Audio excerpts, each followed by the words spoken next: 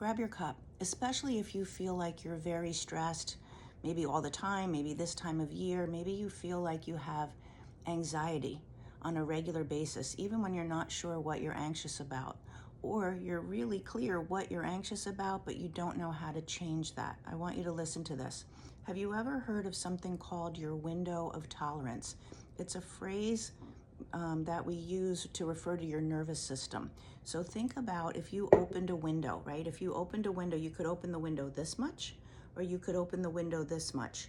Whatever that gap is, whatever that band is, that's your specific, unique window of tolerance. When you have the right amount of stress, because remember, we all need a little bit of stress. We need cortisol to actually get us up in the morning. We need a response to life, so we handle life, but then we also need to return to rest. So when you have not too much stress, when you have the right amount, if you looked at your nervous system in your window of tolerance, it would look like this. It would look like a very coherent, very rhythmic wave of addressing things in life and returning to rest, and addressing things and returning to rest, as it should be. When we have more stress than our window of tolerance can handle, then what happens is the nervous system looks crazy. It looks all erratic. It might be staying stuck way above the window of tolerance, or it might be dropping down below. But the stress that we are experiencing and that we're holding in our life and in our body, which is key to why it becomes too much, when we have that, we don't stay within our window of tolerance, or you could say our window of tolerance gets smaller and smaller the more stress that we hold. So it actually, this is how I think of it, it actually closes down our window of tolerance. Now, what are the things that could go in there? There's the everyday dealings of life, for sure. There's also all of the memories and experiences that you've had in your life become part of your nervous system memory. So we really are like amazing computers. Computers were actually designed to be like the human brain. So our brain and our nervous system files away every experience that you've ever had, every emotion that didn't really get felt and processed out stays stuck in the body. And then when something happens in your day, that amazing computer system, that nervous system central intelligence, goes through your filing cabinet and it looks for a memory. It compares what you're experiencing right now to a memory that you've had before, to an experience that you've had before. And when that's happening, if you have experiences that caused a lot of emotion, that were painful for you, and it might even just be you felt left out. In kindergarten, you felt left out, and that was painful for you. And now, today, when you walk into the office and you see people talking, boom, your nervous system remembers left out, and you will have a response. So in your window of tolerance is all of those memories. And when they remain unhealed, so to speak, we use the word healed because if they're still causing a problem, there's still a wound there. There's still something to be healed. So when they remain unhealed, your window of tolerance will remain very small because there's too much in there for your nervous system to handle.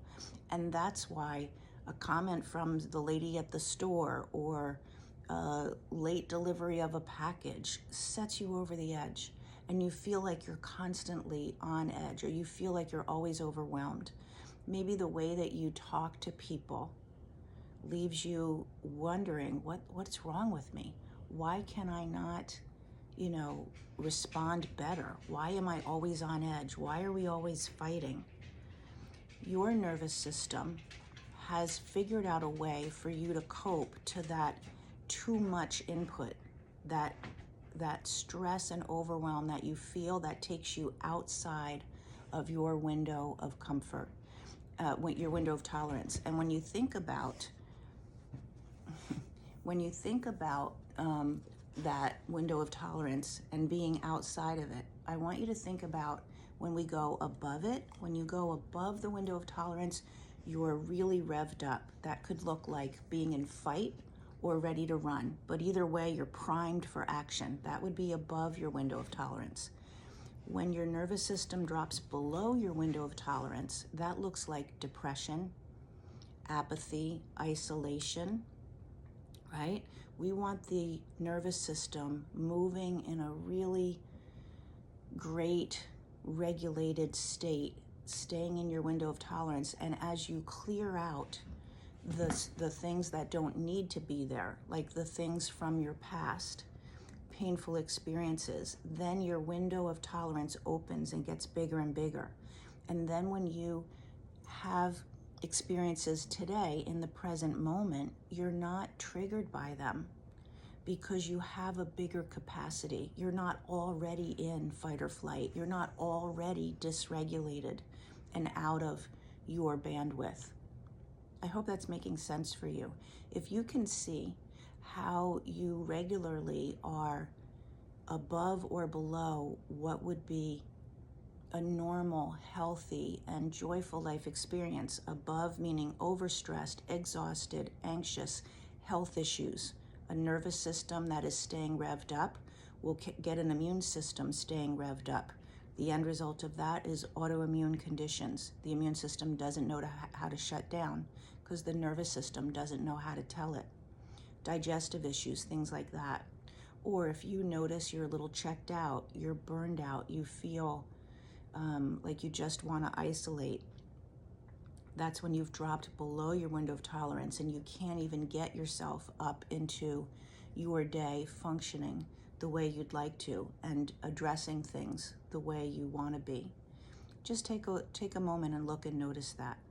The work that we do together, the work that I do with my clients, is helping them not only clear out what's been stored in their body, not only heal what those past experiences brought to them at the time, whatever wounding got created, we work on healing that. We also work on how we are seeing our day-to-day experiences right now, rewiring, because again, that central intelligence system is going to keep mapping it onto the way you saw it in the past until you do the work of rewiring. And when you do all of those pieces, you get your nervous system regulated again.